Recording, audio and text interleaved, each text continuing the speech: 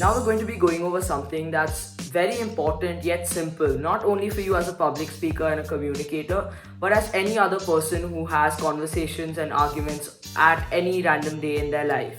This one thing is argument. Now we're familiarized with argument and the whole game of arguments from the time that we're born. From when we're kids, we're always arguing with someone or the other as to what is the correct decision to make or what we really want to do. And one more thing that is always having and keeping arguments in our lives on the daily basis is decision making, because decision making is deeply rooted in the whole game of argument. Now the reason for that is that argument is simply one thing, that there's two sides to a coin, and at the end one of those sides has to prove superior and prevail. And that's essentially what decision making is. When you have two choices and you have to make a decision between the two, you always weigh the pros and the cons, and then finally make a decision. And that is essentially is what argument is as well. Because when there's two people arguing, they're representing those two different opinions, and what they are doing is weighing their pros and the other person's cons, at the same time trying to prove which one is superior, whether it's a political opinion, a philosophical argument, or one of those 3 a.m. talks with your best friend. You're always arguing as to something to do with who is the better person in terms of their opinion. I'll be going over a lot of the basics of argument, of course, but one thing to understand is that argument is very simple. And when I say simple, that's 3 steps. Argument is logic, persistence, and confidence, in that order. I'll go over that step by step. So first, logic. All your arguments and every single point that you make in an argument very obviously has to be very logical. When you have logical flaws and fallacies in your argument, it's very easy for an opponent or someone who's arguing for the other side of the story to pick holes in your argument. And when you have these sort of flaws, it's hard to make up with them with other points of your argument, because it's very obvious that your argument is flawed even when there is a very obvious mistake.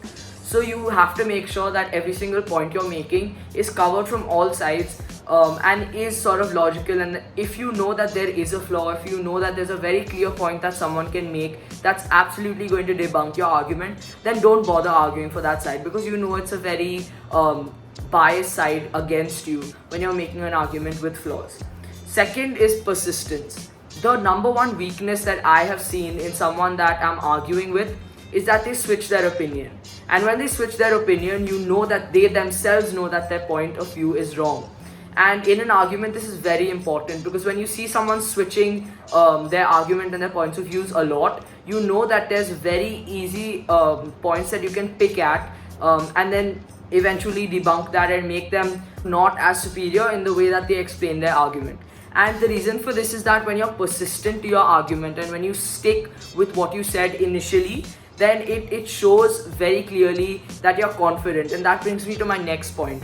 Confidence is always backed up by logic and persistence, but it also has its own sort of way in the way you speak. And confidence includes both body language, the way you speak, your voice modulation, and everything that tells everything about you as a speaker. Now for voice modulation, this brings me to the point that I mentioned quite a while ago, and that is to stay calm and collected. When you have so many emotions and when you're so desperate to prove your point of view, it's very easy to get frustrated and sort of all lost in the game of argument. And when I keep saying game of argument, do remember that it is quite literally a game. You have to pick your battles and you have to choose what is the correct strategy, because you can't just throw all your points at the same time at your opponent, because that's almost going to guarantee you that the other person is going to win that argument. So make sure to choose your battles cleverly. So this confidence has a lot to do with voice modulation, how you choose to stay calm and collected, how you choose to stay very sort of confident in the way that you're speaking, so you don't feel the need to be desperately shouting or going after someone, because it shows that you really do not believe in your argument, which gives them the confidence to sort of beat you later on. There's a lot of types of arguments when I talk about this broad category as well. For example, there's always these informal one-on-one arguments that we have on a daily basis, whether it's on texts or calls or in person. You're always arguing with someone with your voice and in person. So this is a type of argument which you'll find most common in your life. So if it's not something that's very formal and that you're doing at a debate tournament or some TEDx event, then this comes in handy even when you're speaking to someone that maybe at a debate forum, because if you're looking at it at a more holistic point of view, a debate is basically just a one-on-one conversation and you just have spectators. While that does sort of constrain you in terms of the vocabulary and the formality that you have to use, informal debate does have sort of a lot of common points when it comes to debate, but it's a whole different game when it comes to one-on-one speaking or public speaking when you're the only one providing their opinions.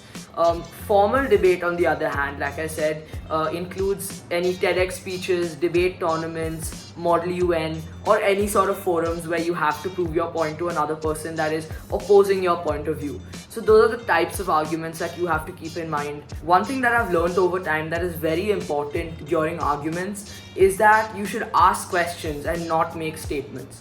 And the reason for this is that it makes you less apprehensive in this whole debate. Because when you do seem very apprehensive, people are less likely to have a long-lasting conversation with you, and they sort of want to get it over with, and which is why they get sort of very frustrated, and that's not what you want. So one very interesting thing to know about when I'm talking about asking questions and not making statements is something called the Socratic method. We know one of the greatest philosophers of all time, that's Socrates, and he came up with this thing and what we use a lot in public speaking and communication today, which is called the Socratic method. So the Socratic method tells you to genuinely show interest in what your opponent is saying and get to know their point of view without being apprehensive, and at the end, after you get to know them and after you engage them in a good, healthy conversation, is when you can then go on to sort of debunking their points. Now I'll explain this further, and what this entails is that when you are being spoken to, you can think for yourself, what do you think you are more likely to talk to? Someone who is very apprehensive, very hostile, and someone who's constantly being very aggressive in their speech and they want to always debunk your points, or someone who is listening to you, lets you speak, gives you time to speak, and also is at the same time asking questions about what you said, and therefore genuinely shows interest and wants to know more about your opinion. It's mostly going to be the latter, because the fact is that when someone has a conversation with you, you're much more likely to go on and keep talking with them and understanding their point of view as well. So the Socratic method tells us that instead of making statements against them, when you ask them questions through which you can then debunk their arguments, it's a much more efficient way and a much more successful way to win that argument. So when you use the Socratic method, you have to keep in mind that you are listening to exactly what they're saying, because only when you listen are you going to be able to ask good questions, and good questions is what will get you to know more about their point of view. One very also simple thing to do and a simple mistake to make is that you assume things about people's opinions simply because of one thing that they've said, or simply because of affiliation about them. And that's a very simple mistake, and that's something you definitely should avoid. And how you avoid that is what brings me back to my first point about asking questions. So when you ask these questions is when you then have a good understanding of their opinion, and then you can go on to present your opinion in a much better way. Now, one more very important thing to keep in mind during arguments, and somewhat of a secret in arguments, is to listen. I said this before and I'll say it again. Listening is your one-way ticket towards understanding the other person's opinion, so that you can very simply understand the flaws and then therefore go after those flaws in their opinion. And the last thing that I'd like to address is that you should always make it clear that you're not there for a fight. And now this can be done through very varied number of things, such as body language, voice modulation, and the way you apprehend what they're saying. But what this helps you with is when you seem like you're not there for a fight, and when you look like you're genuinely there for a conversation, is when you actually get the most out of that debate or argument, and that's when you can understand exactly what they're trying to say, and therefore whether it's even relevant to go after your argument as a whole. Now, one very behavioral method to understanding this is that when people get defensive about their argument or about their opinion or what they're talking about, they become like a brick wall essentially, where they don't listen to you. Because after a point when they're defensive and they feel like they're being sort of attacked verbally, then they feel like they shouldn't really engage in that conversation, and simply for the sake of winning that argument, they become like a brick wall and stop listening. And that's when argument becomes unhealthy and the conversation becomes unhealthy, because they don't really want to listen. So as long as you speak, it's not going to make a difference, and you're not going to end up benefiting yourself in terms of winning the argument. So make sure you're not apprehensive, make sure you're listening, and you have a calm, collected voice that's welcoming in a way for someone who's arguing against you.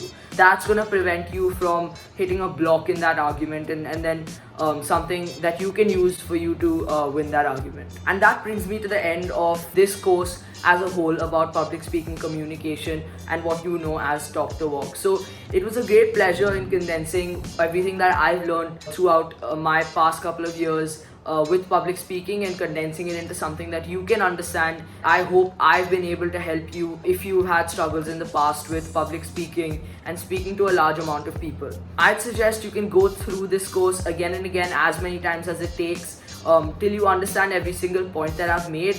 And of course, feel free to reach out to me if you have anything that you want to clarify. I'd be happy to help.